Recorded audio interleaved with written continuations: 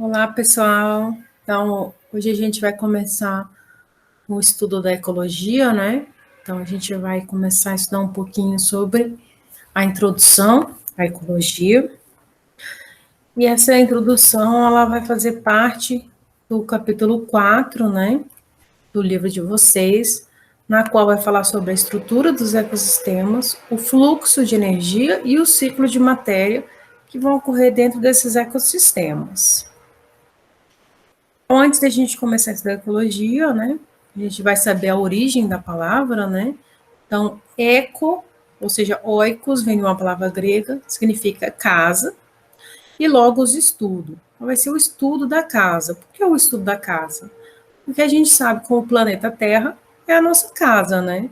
Então, tudo que acontece no planeta vai interferir na nossa vida. Então, a gente não pode só pensar no nosso país, né, ou no nosso estado, nossa cidade, a gente sempre tem que pensar a nível de planeta, porque o que acontece lá no Japão acaba voltando para a gente, porque a gente sabe que o planeta, ele vive de ciclos, né, então tudo é ciclado dentro do planeta, né, então um impacto lá no Japão pode ocorrer um impacto aqui no nosso país, né.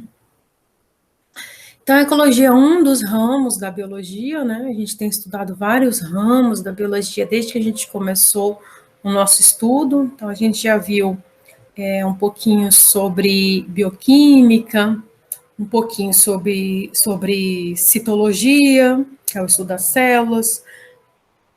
A gente viu sobre a parte de reprodução humana. Então, a gente foi estudando vários ramos, né? Vocês vão estudar vários ramos ainda nos outros anos, né? No segundo e no terceiro ano.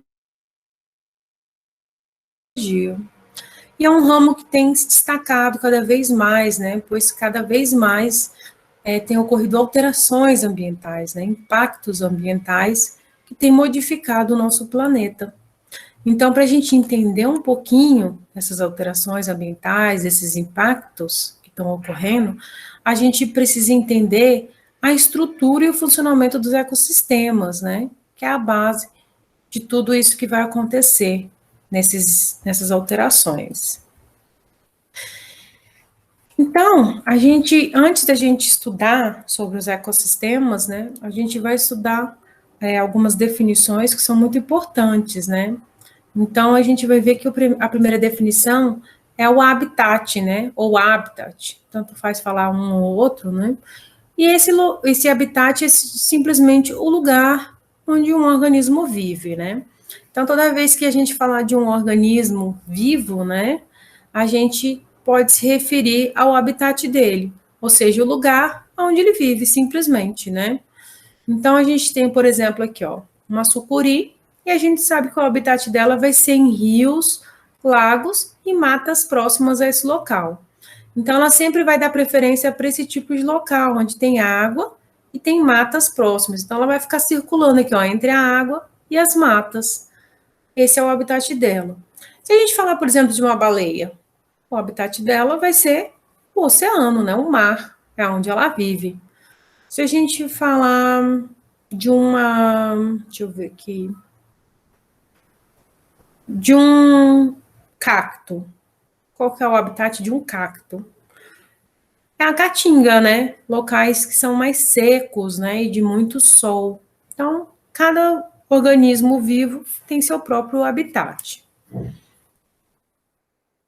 Já quando a gente fala de nicho ecológico, a gente está falando do modo de vida desse organismo vivo. Então, seria como se a gente estivesse contando uma historinha sobre esse organismo. A gente escolhe um organismo e conta a vida dele. Então, a gente vai falar sobre o que ele come. Então, a gente tem aqui, ó, por exemplo, o nicho ecológico da sucuri. O que ela come? Ela é uma predadora, né? Então, ela vai se alimentar de diversos animais, ou seja, ela vai ser carnívora, né? Ela não vai se alimentar de plantas. Como ela vai se reproduzir? A necessidade de uma temperatura adequada, porque ela é um réptil, né? Então, a gente considera ela como sangue frio, né? Quem já teve a oportunidade de tocar numa cobra sabe que ela é gelada, né? Então, ela tem um sangue frio. Ela precisa do sol para se aquecer, né?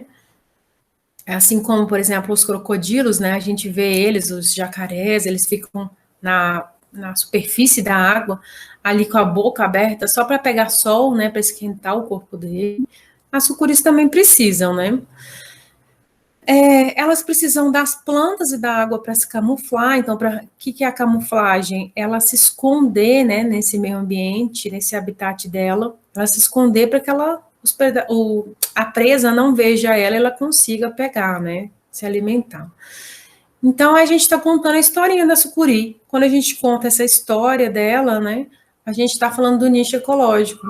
Então, uma sucuri, ela pode chegar até a 5 metros de comprimento, né, que é muito grande, pode chegar a ter 200 quilos de peso, ela tem uma cor, assim, marrom esverdeada, né, a gente está vendo aqui marrom, mas quando o sol bate, ela tem um verde, assim, muito bonito, brilhoso, essas manchinhas que ela se camufla no meio ambiente dela, né?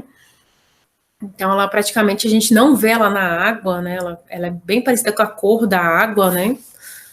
Então, até quando ela é uma água amarronzada, mas quando o sol bate, essa água fica meio esverdeada, ela consegue, né, ter essas cores bem semelhantes, então ela se esconde da presa dela.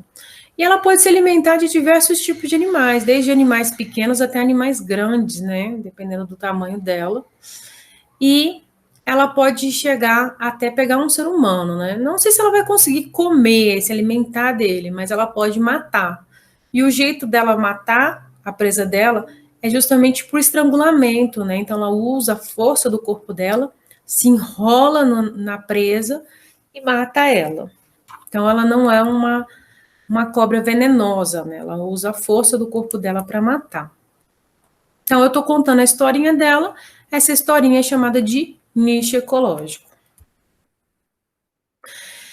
Já os ecossistemas, né, eles podem ser desde uma poça de água, né, até a floresta amazônica. Então, quando a gente fala de ecossistema, é é um termo muito amplo, né?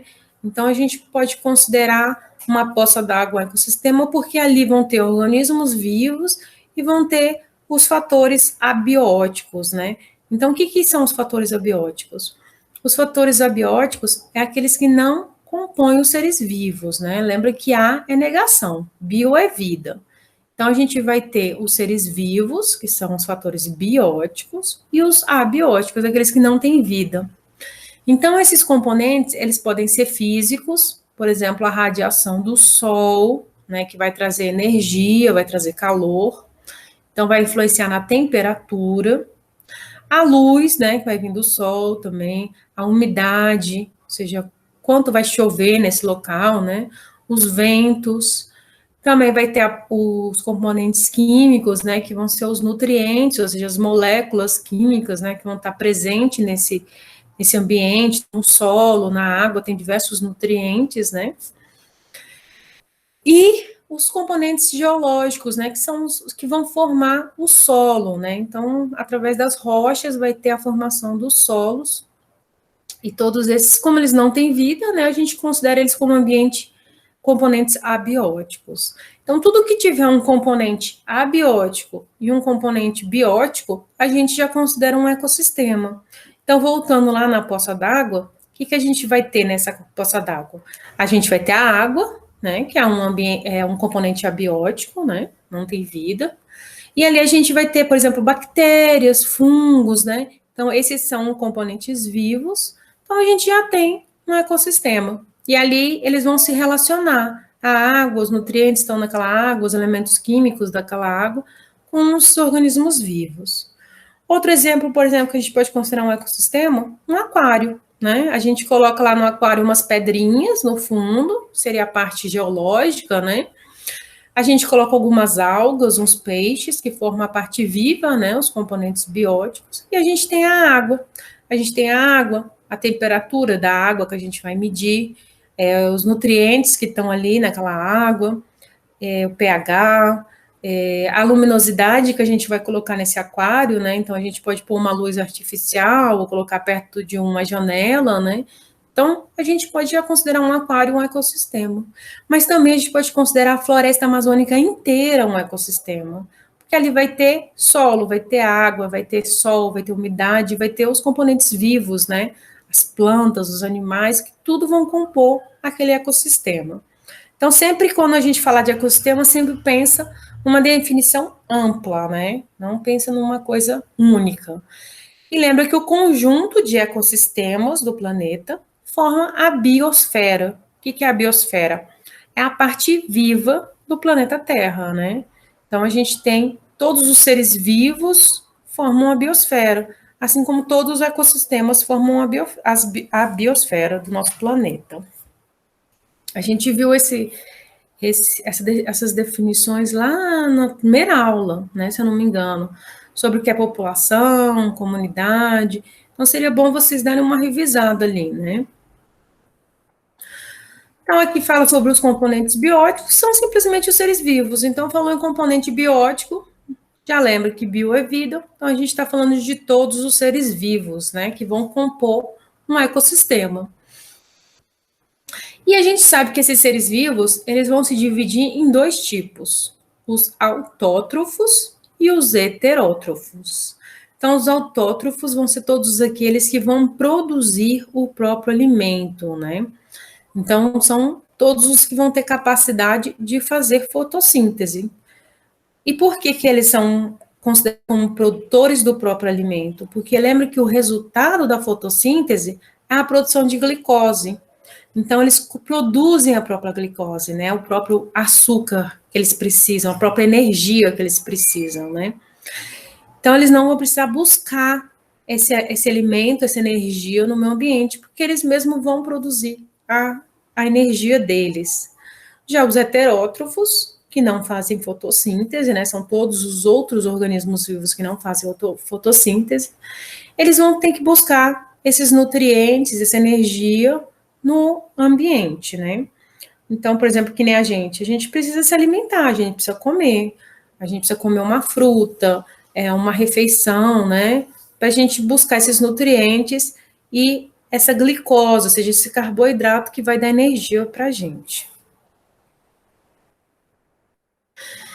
E a gente vai classificar os organismos vivos de acordo com o que eles se alimentam, né? Então, uma forma de classificar isso é colocando o papel de cada um deles, de acordo com o que eles se alimentam, nos ecossistemas. Então, a gente começa primeiro falando dos produtores. Por que os produtores? Os produtores, eles vão ser todos os organismos autótrofos e que vão realizar fotossíntese. Então, eles vão ser a base dos ecossistemas. Então, a gente tem aqui, por exemplo, as plantas e as algas, né? Então, elas vão ser os produtores de um ecossistema. Elas vão fazer o próprio alimento e vão também liberar oxigênio na atmosfera, né? Então, elas vão ser muito importantes e vão estar na base do nosso ecossistema.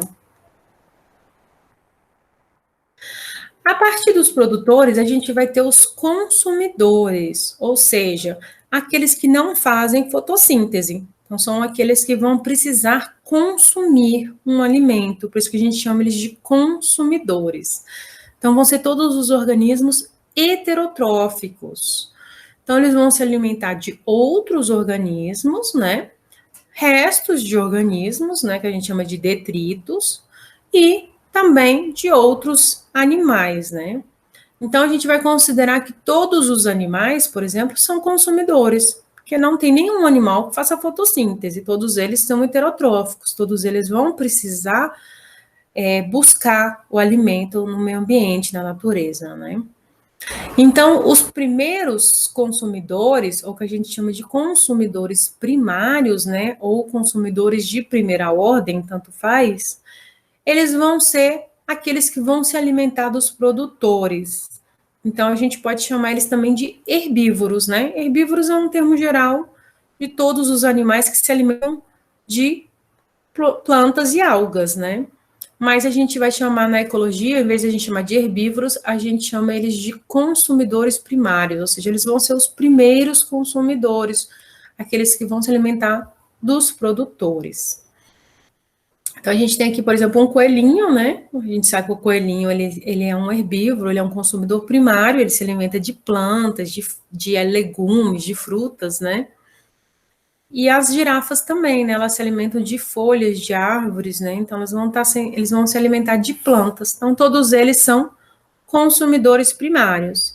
Na hora que você está comendo uma salada, uma fruta, um legumes, você também é um consumidor primário.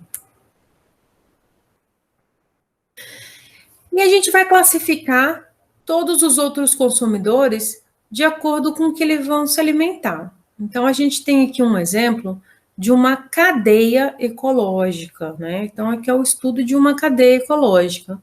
É uma cadeia de organismos que se alimentam um dos outros, né? Então, a gente sempre começa aqui pelo sol, que é o sol é a fonte de energia para as plantas e as algas. Elas usam a energia do sol para fazer a fotossíntese. Então, a gente chama eles de produtores, né? Elas de produtores. Quem se alimentar dos produtores, que nem eu falei, são os primeiros consumidores, são os consumidores primários ou de primeira ordem. Quem se alimentar desses consumidores primários, a gente vai chamar de consumidores secundários ou consumidores de segunda ordem. Quem se alimentar dos consumidores de segunda ordem, a gente chama de consumidor terciário, e quem se alimentar do consumidor terciário, a gente chama de quaternário, e assim por diante. Então, todos eles vão ser consumidores. A partir dos produtores, todos os outros organismos são consumidores. E a gente só classifica de acordo com que ele vai se alimentar. Então, primário, secundário, terciário e quaternário. Aí vamos dizer que tem um ser humano aqui que vai se alimentar dessa gavião. Então, se tiver mais alguém que se alimenta desse gavião, a gente vai chamar de consumidor quintenário, sextenário, assim por diante. Então, sempre começar nessa ordem, primário até o último. E por último, ou seja, a gente vai ter aqueles organismos que também são heterótrofos, porém, eles vão ser muito importantes na natureza, porque eles vão degradar a matéria química, a matéria orgânica, desculpa. A gente vai chamar esses últimos de decompositores. Então, eles são responsáveis por quebrar a matéria orgânica e devolver essa matéria para a natureza. Então, eles vão ser chamados de recicladores de nutrientes. Então, o que eles vão fazer? Toda planta que morrer, ou seja, os produtores que morrerem, ou os consumidores, seja primário, secundário, terciário, quaternário, todos eles, na hora que eles morrerem, caírem no solo, as bactérias e os fungos, que são os decompositores, eles vão pegar a matéria orgânica. O que é matéria orgânica? Matéria orgânica é uma matéria que veio de um ser vivo. Então, tudo que a gente fala de orgânico, a gente está falando de que veio proveniente de um ser vivo. É o exemplo quando a gente fala de lixo orgânico. Qual é a diferença de lixo orgânico para lixo seco? Né? Que a gente tem a coleta de lixo seletiva aqui no Distrito Federal, né? Não sei se ainda já está em todas as regiões do Distrito Federal, mas algumas regiões do Distrito Federal já tem a coleta seletiva. E na coleta seletiva, eles pedem que se separe o lixo orgânico do lixo seco. E como é que a gente vai saber o que é lixo orgânico? Lixo orgânico é simplesmente aquilo tudo que veio de um ser vivo. Então, se veio de um ser vivo, é lixo orgânico. Se não veio de um ser vivo, é o lixo seco. Então, por exemplo, na hora que eu vou descascar uma banana, eu como a banana e eu não como a casca, eu pego e jogo a casca no lixo. A casca dessa banana é um lixo orgânico, porque veio de um ser vivo. A banana veio da bananeira. A bananeira é uma planta, é um ser vivo. Então, por exemplo, na hora que eu almoço, sobrou lá no meu almoço um pouco de ovo, um pouco de carne, um pouco de arroz, um pouco de feijão, tudo isso veio de um ser vivo, né? Então, o arroz veio da planta, do arrozeiro, a carne veio do boi, o ovo veio da galinha, então tudo veio de um ser vivo, então tudo isso é um lixo orgânico. Agora, se eu for jogar uma embalagem plástica, o plástico não veio de um ser vivo, né? Ele é um elemento químico lá, produzido artificialmente, então já não é considerado um lixo orgânico. Então, a gente joga no lixo seco. Então, quando a gente fala de matéria orgânica, a gente está falando de matéria que foi viva, né? Que veio de um ser vivo. Então, essa matéria orgânica, ela é decomposta, ou seja, ela é quebrada, né? Se quebra em pequenas moléculas, e essas pequenas moléculas são jogadas de volta no solo. Então, quem faz esse papel de quebrar essas moléculas e trazer de volta para o solo, que a gente chama que traz de volta para a natureza, que tudo que vai para o solo volta para a natureza, são simplesmente os decompositores. E esses decompositores vão ser compostos por bactérias e fungos. Então, a gente vai estudar também no ecossistema, a gente viu agora tudo que compõe, né, um ecossistema, agora a gente vai estudar o que ocorre nesse ecossistema através de fluxo de energia e o ciclo de matérias. Então, como que a energia ela vai fluir através de um ecossistema e como que a matéria também vai fluir pelo ecossistema, né? Então, a gente vai ver que um modo da gente estudar esse fluxo de energia e esse ciclo de matérias para o ecossistema, a gente precisa estudar primeiro o que é uma cadeia alimentar. Então, as cadeias alimentares, elas vão compor os ecossistemas. E nessas cadeias alimentares, a gente vai estudar a energia química, que é contida na matéria orgânica, ou seja, que faz parte do corpo, desde o produtor, e que vai ser transferida pelos outros organismos que vão se alimentar um dos outros. Então, uma cadeia alimentar, a gente começa estudando aqui, ó, pelo primeiro organismo, que são os produtores.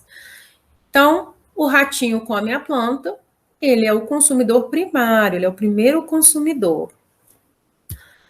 A cobra come o rato, consumidor secundário.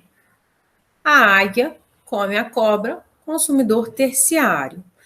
Então, isso aqui compõe uma cadeia alimentar. A gente está estudando essa cadeia alimentar desde o produtor até o último consumidor. E como é que a energia é transferida de um organismo para outro através dessa cadeia alimentar, né? Ou seja, o que a gente chama de fluxo de energia. Como que ocorre esse fluxo de energia através de uma cadeia alimentar? Então, a gente vai ver que a quantidade de energia através de uma cadeia alimentar, ela vai diminuindo ao longo que vai passando de um organismo para o outro. E por que ela vai diminuindo? Porque a gente vai ver que a primeira energia que a gente tem, ela é captada aqui pelas plantas através da energia do sol. Então, o sol vai ser a primeira fonte de energia que a gente tem aqui no nosso planeta. Então, na hora que ele joga aqui, ó, o calor, os raios solares, eles fazem parte da produção de fotossíntese, né? Então, lembra lá que a fotossíntese ela só ocorre com o sol, com a energia do sol. Sem a energia do sol não existe fotossíntese. Então, aqui vai ocorrer a primeira reação química. Então, as plantas elas vão absorver essa energia do sol e vão fazer o metabolismo delas, as reações químicas dela, né? E uma das reações químicas é a fotossíntese. Então, ela vai gastar parte dessa energia que ela consumiu do sol para fazer as reações químicas dela. Então, ela acaba gastando parte dessa energia. Mas ela não gasta toda a energia que ela consumiu do sol. Então, parte da energia acaba ficando aqui presente no corpo dela. Então, a gente tem energia aqui acumulada no corpo da planta e parte é liberada de volta para a natureza ou para a atmosfera, porque ela precisa fazer as reações químicas dela.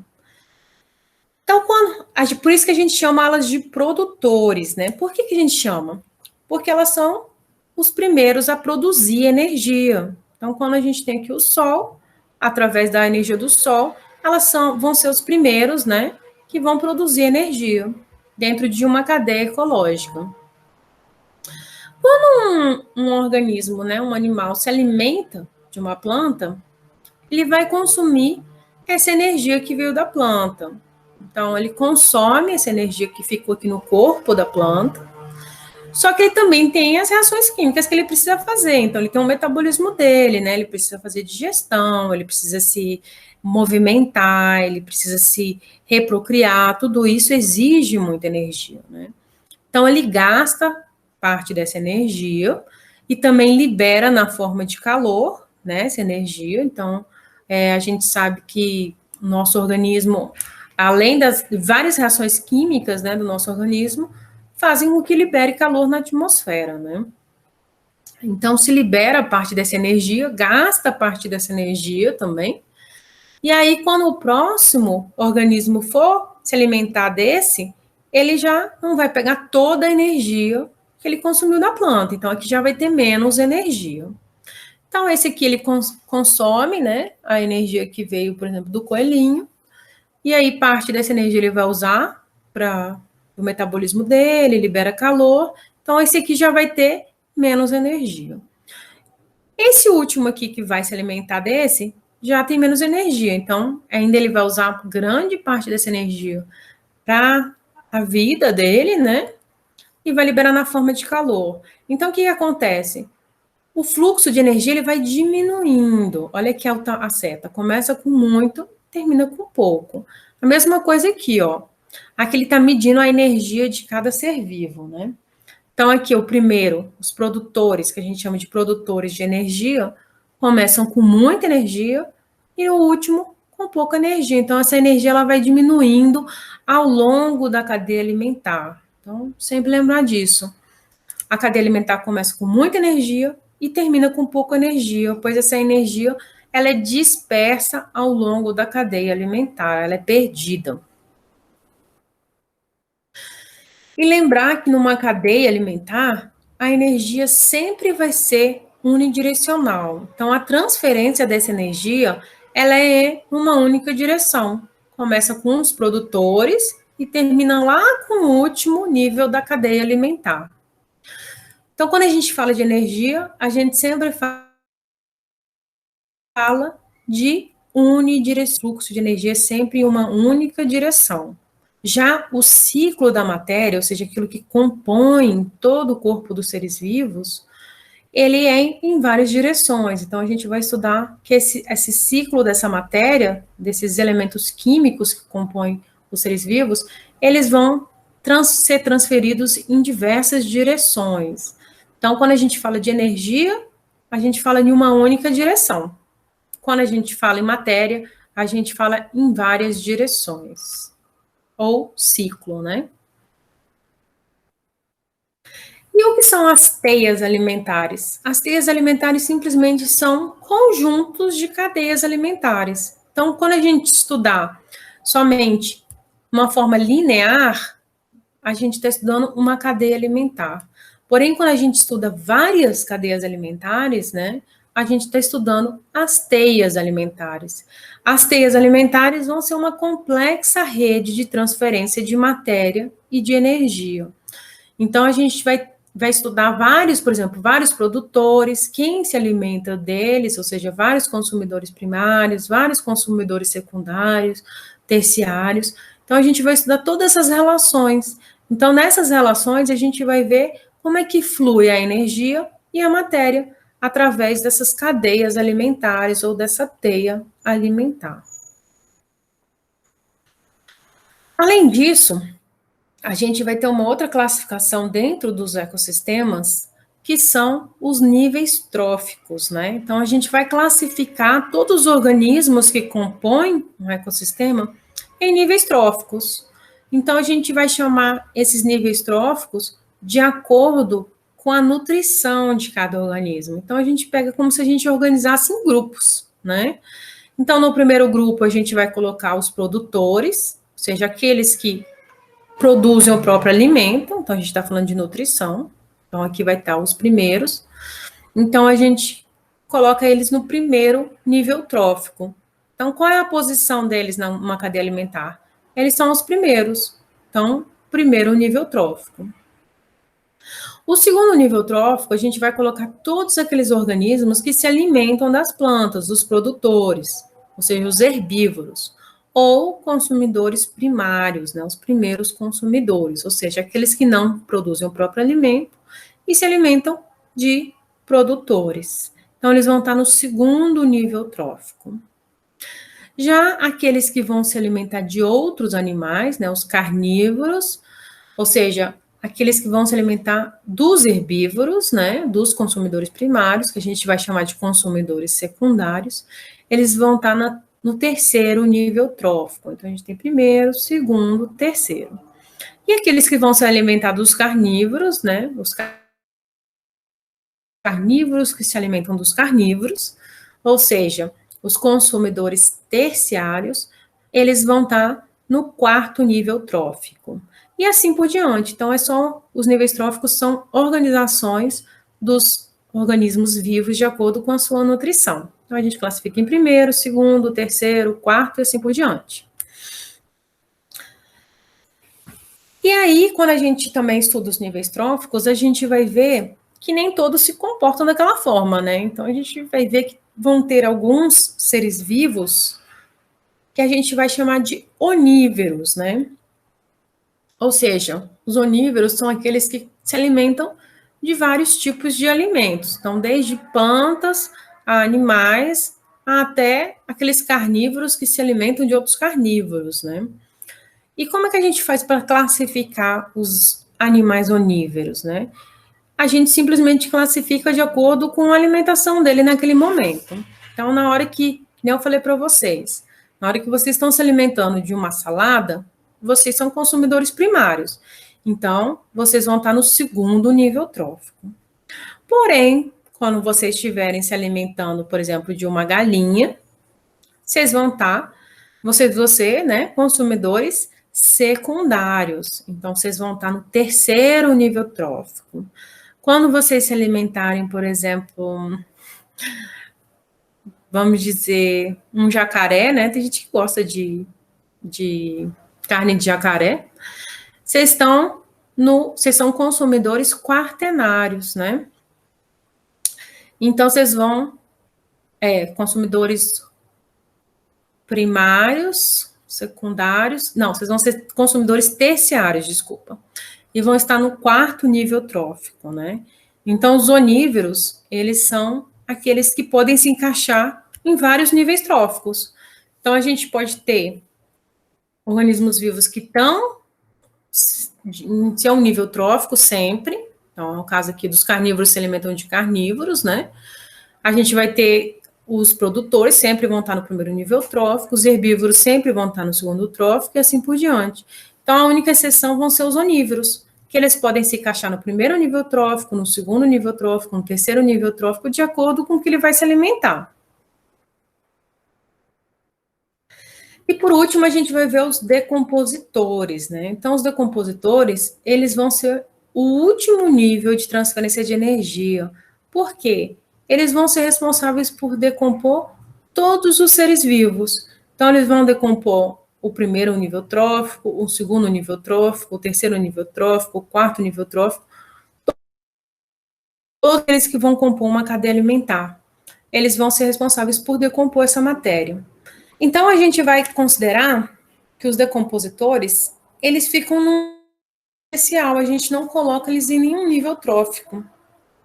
Porque se a gente classificasse eles, por exemplo, na hora que eles decompõem uma planta, né, ou seja, um organismo que está no primeiro nível trófico, se a gente classificasse eles, a gente colocaria eles no segundo nível trófico. Então, não seria correto, porque eles não decompõem só uma planta, eles vão decompor todos os níveis tróficos, então a gente não coloca eles em nenhum nível trófico, ou em um nível trófico especial, né? Então, alguns livros vão falar num nível trófico, num grupo especial, ou não vão encaixar eles em nenhum tipo de nível trófico.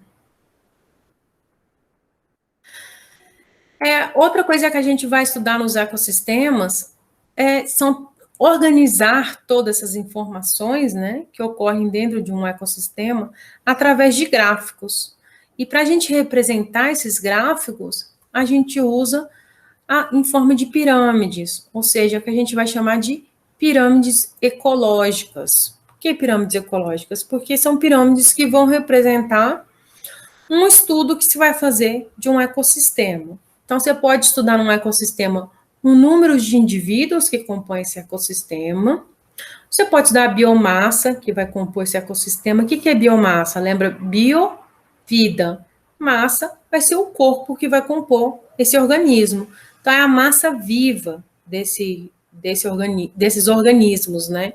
Então, vamos dizer aqui, ó, a gente pega lá, eu vou lá numa fazenda e escolho uma região lá que tem mata fechada. Então, quando a gente falar em números, a gente pega lá alguns hectares e delimita. Eu vou estudar esse ecossistema. Então, a gente vai contar quantas plantas tem, ou seja, quantos produtores a gente tem nesse ecossistema, quantos animais, né? Quantos consumidores primários, consumidores secundários, consumidores terciários vão ter nesse ecossistema. A gente organiza esses números na forma de uma pirâmide. Ou a gente pode dar biomassa. O que é a biomassa? A massa que vai compor todos esses seres vivos. Então, a gente pega as plantas, né, os animais, todos compõem seres vivos, e a gente calcula a biomassa. Então, essa biomassa, ela pode ser calculada através, por exemplo, do peso seco que compõe esses organismos vivos. Então, a gente teria que, por exemplo, queimar, né, esses animais, esses seres vivos, e pegar somente o peso das cinzas dele, porque a gente tira a água, né? Então, a água, ela compõe grande parte dos organismos vivos. Então, a gente quer saber somente a matéria que compõe. Então, a gente tira toda a água dela, desses organismos, e calcula somente o peso seco. Isso é uma forma também de estudar os ecossistemas. E outra forma de estudar é a energia. Então, qual é a energia que cada um desses organismos vão ter dentro do ecossistema? A energia dos produtores, a energia dos consumidores primários, dos terciários. E a gente sabe que essa energia, ela vai diminuindo ao longo da cadeia alimentar. Então, na hora que a gente organiza esses dados na forma de pirâmide, a gente sabe que a pirâmide de energia sempre vai ter essa cara aqui, que é chamada de pirâmide tradicional, né? A pirâmide clássica. E por que ela vai ter essa forma? Porque na hora que a gente calcular a energia, a gente vai saber que os produtores sempre têm uma grande quantidade de energia e que essa energia vai se perdendo ao longo da cadeia alimentar. Então, a gente sempre vai ter na pirâmide de energia uma base grande e que vai diminuindo ao longo da cadeia alimentar, porque essa energia vai se perdendo. Então, essa é a pirâmide clássica, que sempre vai aparecer na energia. Nunca vai mudar essa pirâmide. Porém, quando a gente estudar a biomassa, ou o número de indivíduos que compõem esse ecossistema, a gente vai ver que vão existir outros tipos de pirâmides. Então, a gente vai ter, por exemplo, uma pirâmide de 10, em que a base é menor do que o segundo nível trófico. Ou a gente vai ter uma pirâmide dessa, que a gente chama de pirâmide invertida, né? Então, a gente tem uma base pequena e um ápice grande. Então, primeiro vamos ver aqui a pirâmide de biomassa, né? Então, a gente está contando o corpo, a massa que compõe esses seres vivos. Então, vai depender do ecossistema que você vai estudar, ela vai ter uma variedade, né? Então, se a gente considerar, que nem eu falei, a gente pega um local que tem mata, né? E vai estudar a biomassa que vai compor, a gente sempre vai ver que a mata sempre vai ser em maior quantidade, né? Que são os produtores de energia. E a gente vai ter aqui ó, os consumidores primários, consumidores secundários e os consumidores terciários.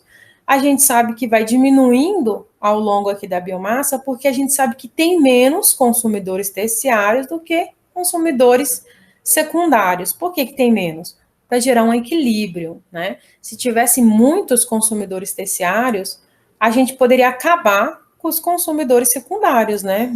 Se essa quantidade for maior que essa, a gente acaba com essa quantidade de consumidor secundário.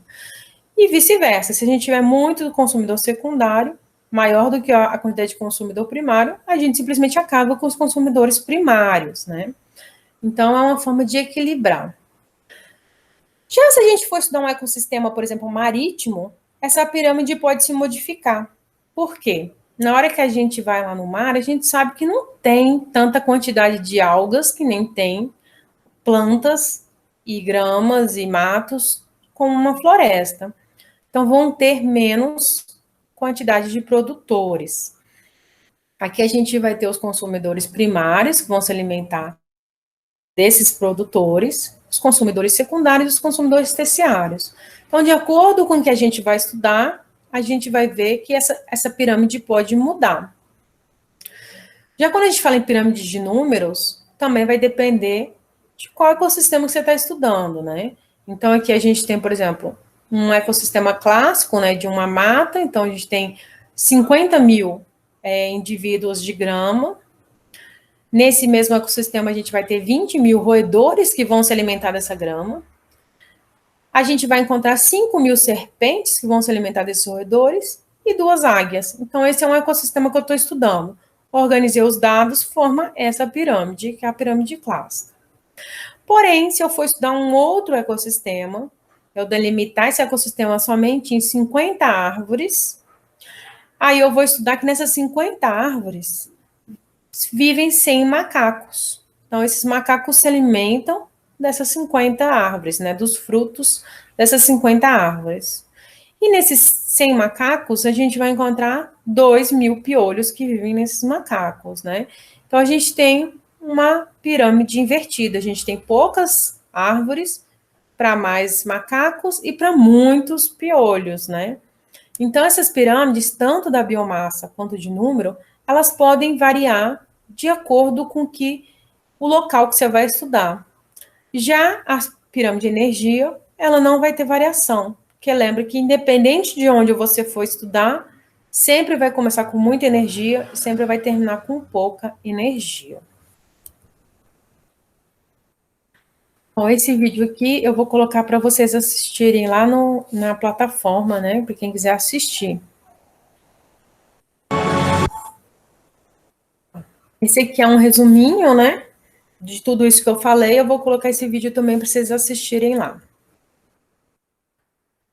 E na próxima aula a gente vai falar sobre o ciclo de matérias, ou seja, os ciclos biogeoquímicos. Então é isso, gente. Um abraço aí para todos. Até a próxima aula.